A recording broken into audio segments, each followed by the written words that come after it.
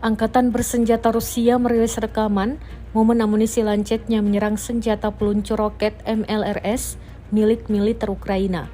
MLRS yang terparkir dengan sejumlah krunya diserang secara membabi buta di wilayah Kursk.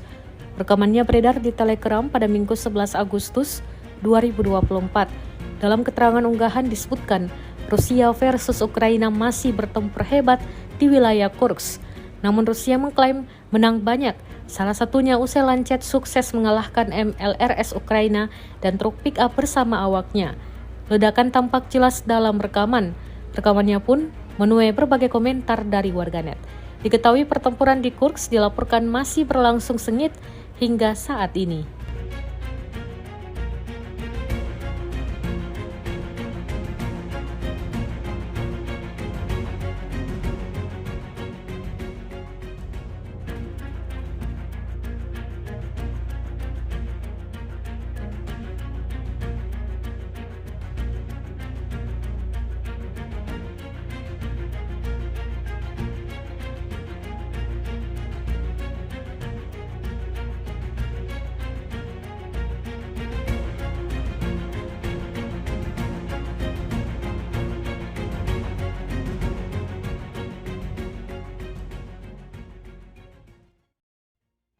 Download Tribun X sekarang, menghadirkan lokal menjadi Indonesia.